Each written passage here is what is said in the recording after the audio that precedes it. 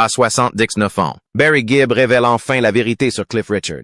Né Barry Allen Crompton Gibb, Leon Air, septembre 1946 à Douglas, sur l'île de Man. Il était le deuxième d'une fratrie de 5 enfants, tous musiciens de talent.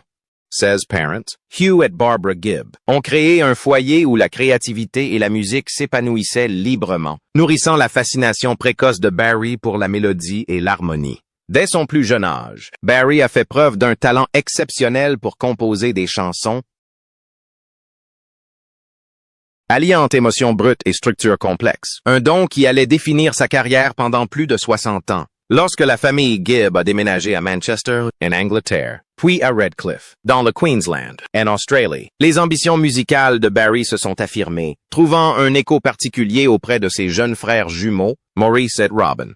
La formation des Bee Gees était tout simplement prédestinée. À la fin des années 1950, Barry, Robin et Maurice commencèrent à se produire ensemble, développant leurs harmonies vocales si caractéristiques et leur mélange unique qui allait plus tard conquérir le monde. Se produisant d'abord dans de petites salles australiennes, le trio connut de son succès au milieu des années 1960, lorsqu'ils attirèrent l'attention du DJ influent Bill Gates et du producteur Robert Stigwood, qui les firent venir en Angleterre. Dès lors, leur ascension fut fulgurante. Les Bee Gees devinrent synonymes de tubes planétaires, embrassant tous les genres. Des ballades tendres des années 60 comme To Love Somebody et Massachusetts, aux hymnes disco-révolutionnaires des années 70, tels que Stayin' Alive, Night Fever et How Deep Is Your Love. Barry, l'aîné et leader créatif du groupe, joua un rôle déterminant dans la définition de leur son. Son falsetto devint iconique, ses compositions intemporelles et ses techniques de production révolutionnaires. Les années 1970 ont marqué l'âge d'or de Barry Gibb, qui a contribué à l'avènement de la révolution disco et à la transformation du paysage musical mondial. La contribution des Bee Gees à la bande originale de La Fièvre du samedi soir est devenue l'un des albums les plus vendus de tous les temps, leur valant des Grammy Awards et consacrant leur statut d'icône culturelle. Au-delà de son succès avec les Bee Gees, le talent de Barry s'étendait bien au-delà du trio. Il a écrit et produit des tubes pour une multitude d'artistes, parmi lesquels Barbra Streisand, Guilty, Diana Ross, Chain Reaction, et Kenny Rogers et Dolly Parton, Islands in the Stream. Son incroyable capacité à s'adapter aux tendances musicales changeantes tout en préservant l'émotion de ses compositions a fait de lui l'une des figures les plus polyvalentes de l'histoire de la musique. Cependant, le parcours de Barry n'a pas été exempt de peine et d'épreuves. La disparition de ses frères, Andy en 1988, Maurice en 2003 et Robin en 2012, l'a profondément marqué. Chaque décès représentait non seulement la perte d'un membre de la famille, mais aussi la fin d'un lien créatif qui avait façonné toute sa vie. Malgré ces tragédies, Barry a persévéré, honorant leur mémoire par son dévouement constant à la musique. Ses œuvres solo plus récentes, comme In the Now 2016, reflètent une facette plus introspective et personnelle de son art, révélant la profondeur de ses émotions et la sagesse d'un homme qui a connu un succès fulgurant et des pertes immenses. Barry a souvent évoqué la présence de ses frères qu'il ressent sur scène, suggérant que son lien avec eux transcende la mort. Un lien scellé à jamais par la musique. L'héritage de Barry Gibb dans l'industrie musicale est inestimable. Figurant parmi les rares artistes à avoir écrit ou coécrit 16 titres classés numéro 1 aux États-Unis. Son influence transcende les générations et les genres musicaux. Il a été intronisé au Rock and Roll Hall of Fame et au Songwriters Hall of Fame et anobli par la reine Élisabeth II en 2018 pour services rendus à la musique et aux œuvres caritatives. Un honneur qui témoigne non seulement de son excellence artistique, mais aussi de son esprit humanitaire. Son falsette aussi particulier. Ses textes poignants et ses interprétations empreintes d'émotion continuent d'inspirer d'innombrables musiciens et auteurs-compositeurs à travers le monde.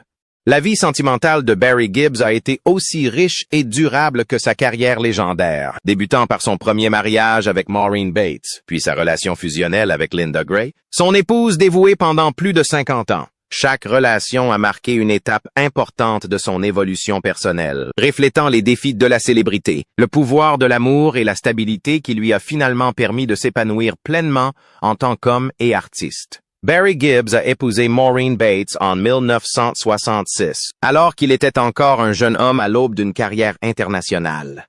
Les Bee Gees en étaient à leur début, et Barry jonglait entre les pressions d'une carrière musicale naissante et les responsabilités du mariage. De la vie générale, Maureen lui apporta un soutien affectif et un réconfort précieux durant ses premières années incertaines. Alors que les frères Gibb peinaient encore à se faire un nom, le couple menait une vie modeste et discrète, loin des projecteurs du show business.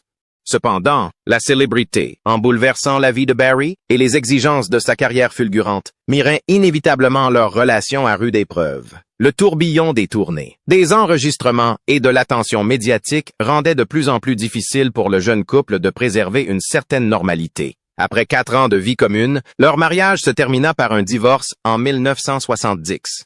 Bien que leur union ait été brève, elle a marqué une étape charnière dans la vie de Barry, une période de découverte de soi et des tourments émotionnels liés à l'entrée dans l'âge adulte sous les feux de la rampe.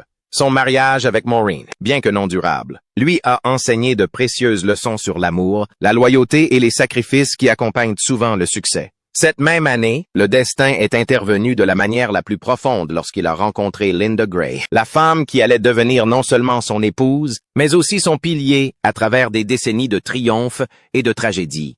Linda, ancienne Miss Édimbourg et reine de beauté écossaise, possédait une force tranquille et une grâce qui ont immédiatement captivé Barry. Ils se sont rencontrés au début des années 1970, au moment où les frères Brooks connaissaient un succès fulgurant et passaient du statut d'artiste pop prometteur à celui de stars internationales. Barry a été immédiatement séduit par l'assurance et la simplicité de Linda, qui offrait un contraste rafraîchissant avec le chaos et le glamour du monde du spectacle.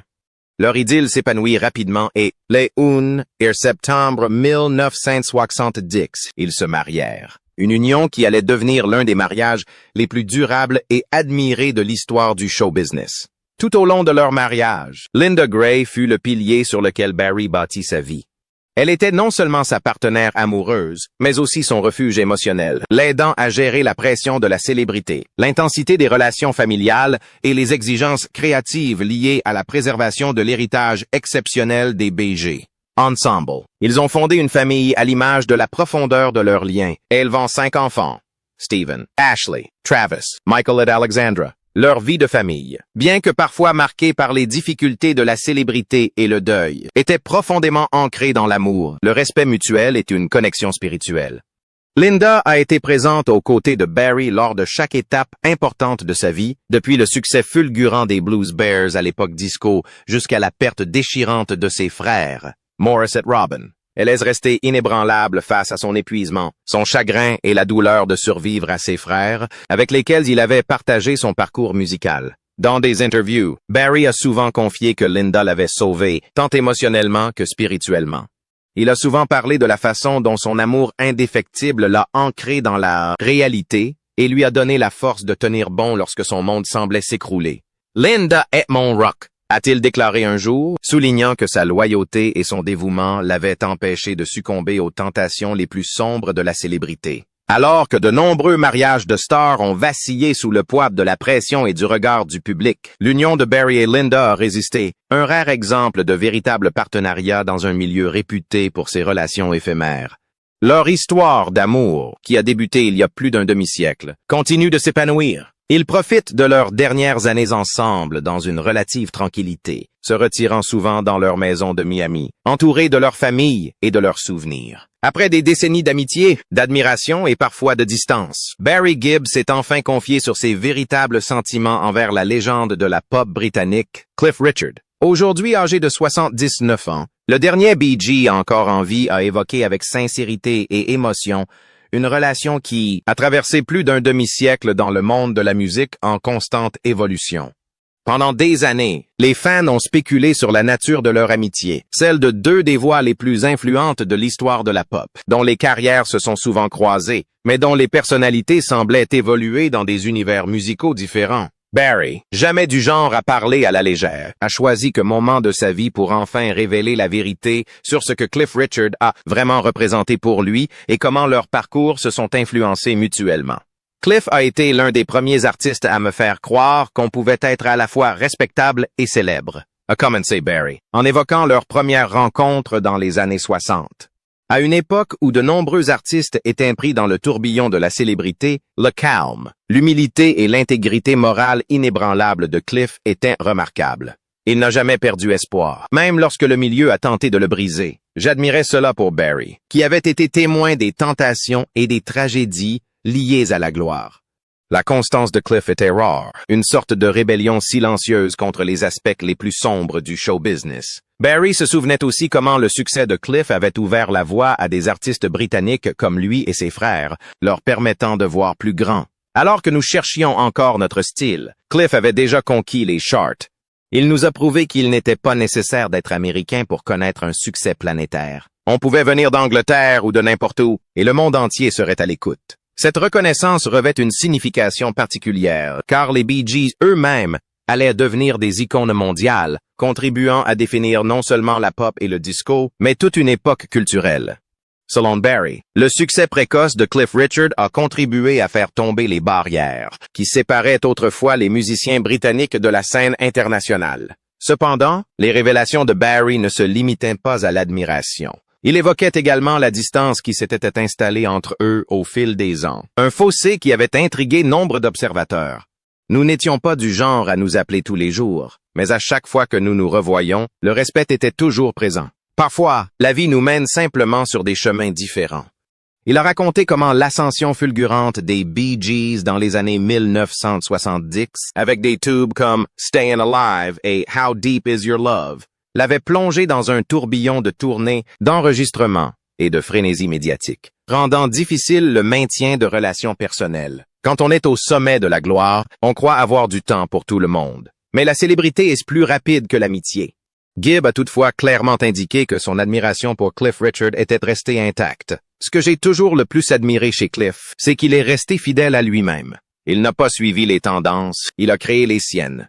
Même quand le monde se moquait de son apparence soignée ou de sa religion, il est resté digne. Il faut du courage pour cela. Les paroles de Barry portaient l'empreinte d'un homme qui comprenait parfaitement le prix de l'authenticité dans un secteur bâti sur l'image et la réinvention constante. Il a laissé entendre qu'il enviait la capacité de Cliff à concilier célébrité et foi, le décrivant comme un homme qui n'a jamais laissé la scène corrompre son âme. Dans un moment particulièrement émouvant, Barry a évoqué le lien indéfectible qui unit les artistes de leur génération. Nous avons tous deux vu des amis partir trop tôt. Maurice, Robin, Andy, tous mes frères. Ils éteignent toute ma vie, et Cliff a lui aussi perdu des êtres chers. Quand on est dans ce métier depuis aussi longtemps que nous, on se rend compte que survivre relève du miracle. Sa voix, empreinte d'une douce mélancolie, devint pensive. Cliff est toujours là, il chante toujours, il sourit toujours. C'est ça la force, c'est la foi en action. Les propos de Gibb ont également révélé un profond sentiment de solidarité, ancré dans la persévérance et l'héritage. Nous appartenons tous deux à une époque où la musique jaillissait du cœur, et non de la machine. Ce que j'admire chez Cliff, c'est qu'il croit encore à la mélodie, aux paroles qui ont du sens. C'est rare de nos jours. Il a raconté comment, au fil des ans, ils avaient échangé quelques mots d'encouragement et comment le fait de voir Cliff continuer les tournées l'avait inspiré à poursuivre sa carrière, même après la disparition de ses frères. Au final, la vérité de Barry sur Cliff Richard n'avait rien à voir avec la controverse ou les aveux, mais avec la gratitude. C'était l'hommage sincère rendu par une légende à une autre, fruit de décennies de respect mutuel. On aime le sensationnalisme, mais la vérité est plus simple. Cliff est un homme bien, l'un des meilleurs.